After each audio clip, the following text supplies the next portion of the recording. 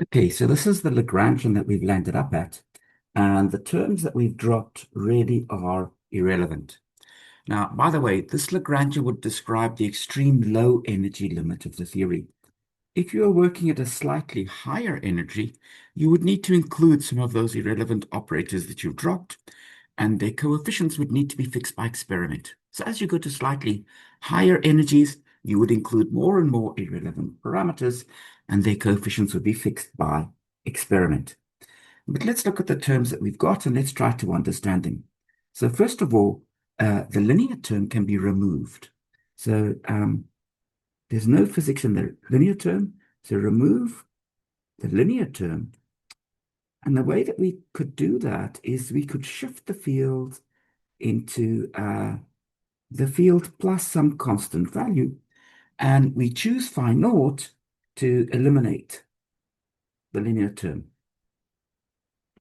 So the linear term is not physical. There's no physics in that one. It sets the vacuum expectation value of the field. But for us here, we can just forget about that parameter. Okay, so we will cancel that term out over there. Then if we look at G2, so if you look at the coupling G2, this is the most uh,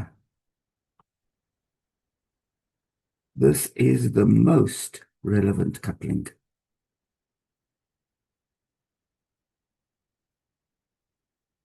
And what does it do? Well, I think that you know that G2 phi squared should be identified with the term minus m squared phi squared. So it sets the mass of our theory. Now here we see a little bit of a puzzle, a little bit of a problem. So let's just say puzzle, and let's just indicate what this puzzle is. Well, what we know is at low energies, so at low energies, because m squared is relevant, we expect that m squared is huge. What do we mean by that? We expect it to be roughly the UV scale of the theory. So something like the Planck scale or something like that. And it's a bit of a puzzle that masses are so small. Okay. The masses that we see, for example, of the Higgs boson is nowhere near the scale of quantum gravity. It's much below that. But it seems that we have to do a huge amount of fine-tuning to get a mass that is a lot below the quantum gravity scale. Um, the natural thing to expect is that the Higgs mass would be of the order of the quantum gravity scale. So when we have mass terms for scalar fields that are much smaller than the quantum gravity scale, we call this an unnatural theory. The theory is not natural. And this also often goes by the name of the electroweak hierarchy problem. And it's basically the question, why is the Higgs mass, so this is a scalar mass parameter, so much smaller than the UV scale? That's the electroweak hierarchy problem. Generic quantum corrections, generic considerations based on the RG group would tell us that this mass gets pushed up to the UV scale, the quantum gravity scale, unless we have some extreme fine tuning. And basically, the reason why there's a hierarchy problem is that we don't like fine tuning. Then apart from this, we've got G3 and G4. So these are two coupling parameters. So two coupling constants. By the way, G3 would also be unnatural. That's also relevant. So we would expect this coupling to be pushed up to close to the UV scale too. So if you've got a cubic coupling that's some finite value, that's also an unnatural low energy effective action. G4 is a marginal coupling, so that's okay if that's a number of order 1. And then also what we've got is we've got C naught, and this is just the coefficient of the kinetic term. So this is pretty interesting. Start with any Lorentz invariant quantum field theory, flow to low energies, and you will land up with a theory that has a mass term, two possible couplings, and a kinetic term. And that's it. How simple is that? So that's quite remarkable that we got so much mileage out of going to the low energy limit. Okay, now let's talk about what happens. So far we've said, oh, we always at very weak coupling. We've ignored corrections. Let's take a first look at what is the effect of adding quantum corrections. Okay, so adding interactions, adding quantum corrections. So let's say adding interactions. And this is, of course, also quantum corrections. Quantum corrections. Now, if you wanted to add quantum corrections for G3, the coupling that's relevant, just the dimensional analysis effect overwhelms the quantum corrections. So you don't really have to bother about adding them for G3. But for G4, it's important. So these are important for G4. Why is that the case? Well, we've seen that G4 is a marginal coupling, which means that the dimensional analysis doesn't predict any change to G4. So whatever change you get from interactions, from quantum corrections, no matter how small it is the complete effect. So for marginal couplings, that's where we really have to worry about the interactions. Okay. So for G4, what would we do? Well, here's the idea. The theory has a mass scale, as a mass scale. So I'm discussing this very, very quickly. So the mass scale is called mu. If you go back to your Introduction to Quantum Field Theory course, so you could look at my course on the YouTube videos or look at a course that you've done before, and look back at RG, you'll see that we needed a mass scale to define the theory. And one of the things that we defined was called a beta function. And what did the beta function tell us? Well, this was like mu dg4 d mu. So this told us how the coupling ran. And if beta was greater than 0, then the coupling again became small as you flow to higher energies. So this would have been called marginally irrelevant.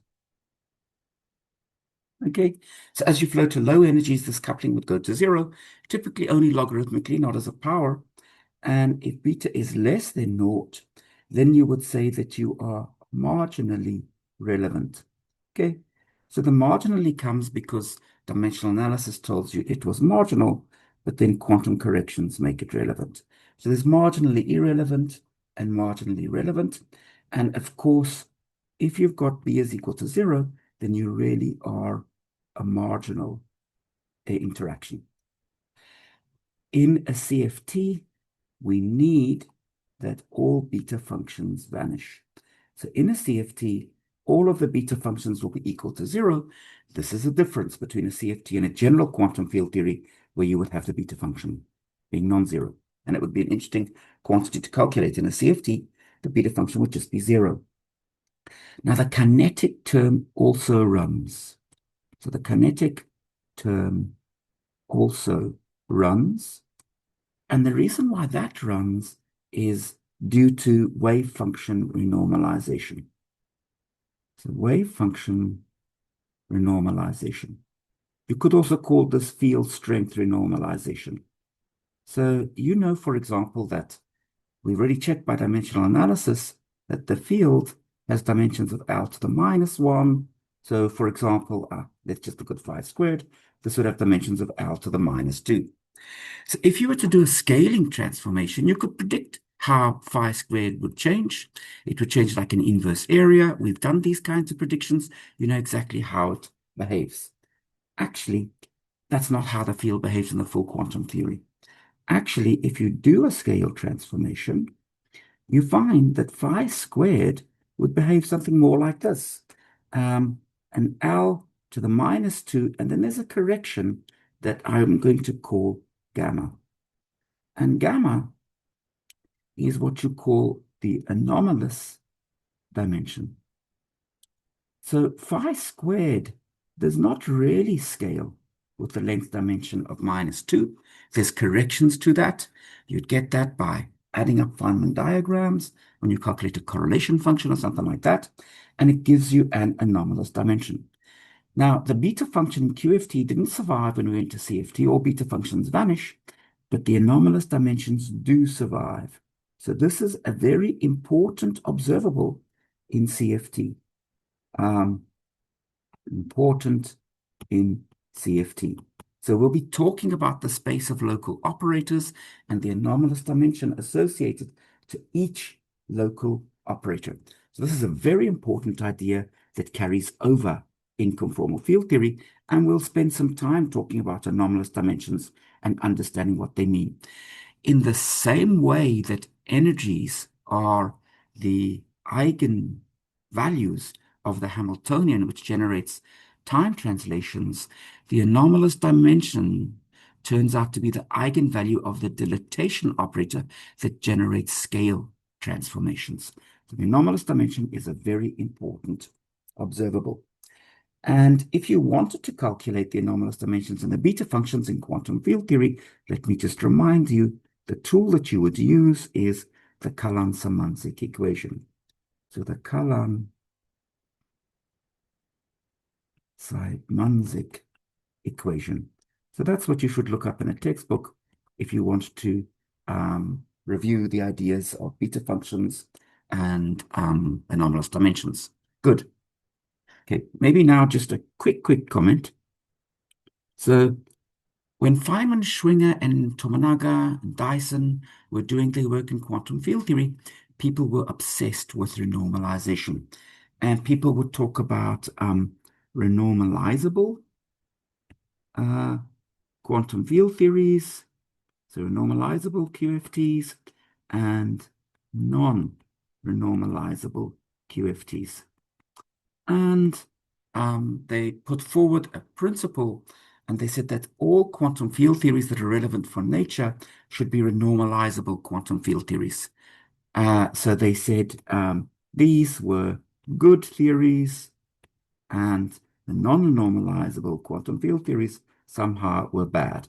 So this is how they were thinking. Actually, from today's viewpoint, this is totally wrong. We don't only think about renormalizable quantum field theories. Almost every quantum field theory, well, I would say every quantum field theory that you look at will be non-renormalizable. So what's the difference in the modern way of talking about things? If you have a renormalizable quantum field theory, we would say that these are terms with only marginal and relevant terms.